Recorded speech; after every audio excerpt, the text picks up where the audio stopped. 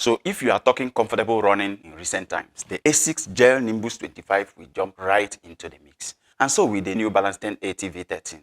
I believe that these two shoes are in the top 5 most comfortable running shoes today. I found both shoes similar in several aspects, high stack of midsole foam for max cushioning as well as general overall comfort, and even their prices are also very close. So it makes sense to compare these two shoes, to give runners clarity in order to make the choice that is best for them.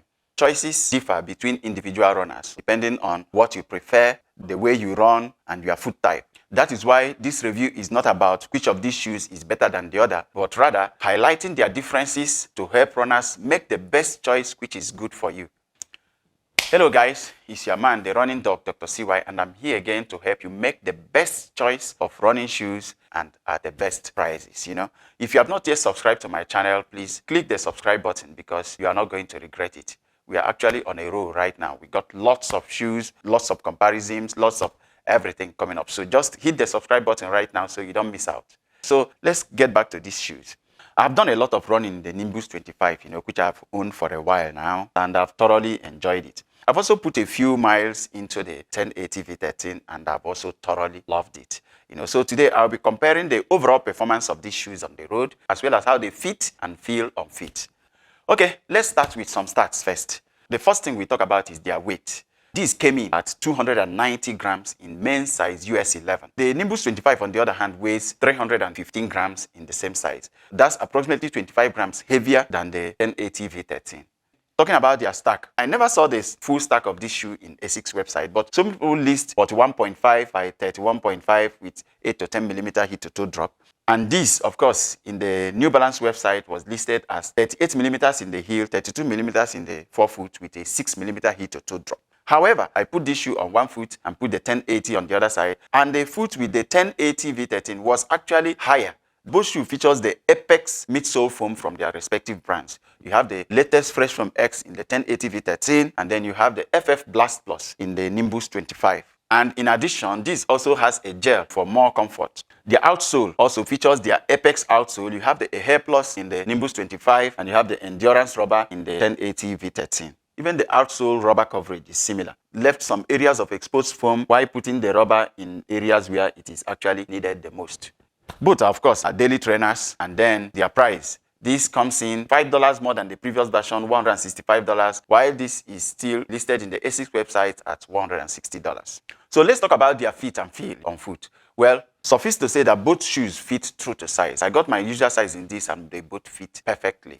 While the upper in the 1080 felt slightly softer and a little more comfortable, the upper is firmer and more structured, and therefore this gave a better support. The tongue on the Nimbus 25 is thin and stretchy. It is a little abrasive on the barefoot or on thin socks. Whereas the tongue is the 1080 is more padded, softer, and more comfortable. Now, both shoes feature significant padding in the collar and heel counter for a nice lockdown and good ankle support and comfort. I think the padded tongue in the 1080 gave a better all-round comfort at the ankle than the Nimbus 25, if you ask me. The toe box is pretty decent in both of them. Trying to choose which is better is like splitting hairs. I didn't have any problem with any of them. My toes had ample freedom of movement. Besides, this one also has wide specs, so if you are interested in that, you might want to check it out.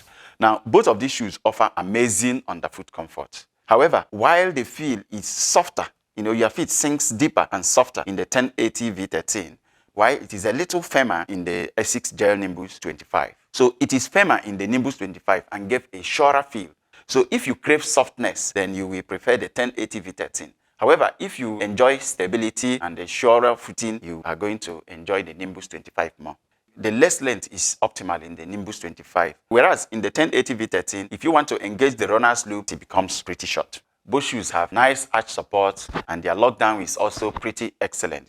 Now, let's talk about the run test. Both Asics and New Balance prioritize comfort in the design of their respective shoes, and that is what these shoes do. They offer the maximum running comfort.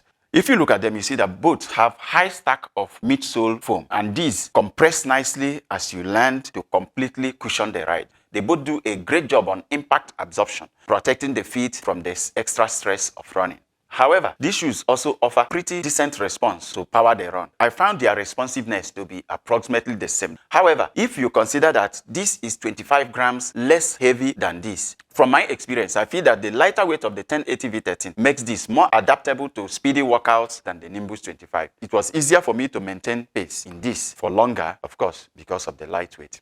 Now, on the flip side, the softness of the midsole in the 1080 V13 made it more wobbly side to side, compared to the Nimbus 25. So I found the Nimbus 25 more stable than the 1080 V13. There's also slightly better breathability in the 1080 V13 compared to the Nimbus 25. On durability, well, the Nimbus 25 has been tested and trusted. I have put in over 120 kilometers in my Nimbus 25 and the shoe is still superb. The upper is still intact, the rubber is still great, everything still looks very good. However, this is still new. So if these are anything like the V12, then expect significant miles in them because that is a very durable shoe. Both shoes offer excellent traction on dry pavement. On looks, of course, I will always go with the Nimbus 25 because, like I always say, there's some sexiness about the look of this shoe, But of course, that's individual preference. That's the way that I feel about it. You are free to feel differently. So in summary, we have the 1080 V13 better in the weight, overall comfort, and breathability. Whereas the Nimbus 25 was better in stability, in looks, and arguably durability. Now, why both shoes are superbly comfortable? I found it easier to maintain pace for longer in the 1080 V13, which I will attribute to the less weight. So if I am to choose only one of these shoes today, I'll be inclined to go with the 1080 V13. But of course, the choice will depend on you because what matters to you the most may not be the same as me. Both are amazing, comfortable running shoes, and you can hardly go wrong with either of these shoes today. So guys, that's it about the New Balance 1080 V13, comparing it with the Asics Gel Nimbus 25. I hope I've been able to do justice with that. Once again, I ask you to just take out a few seconds and drop a comment so your experiences help other runners make better choices in their running shoes. So it does help and it does matter. And once again, I urge you to like the video, subscribe to the channel for more videos. And thanks for watching this. See you in the next one.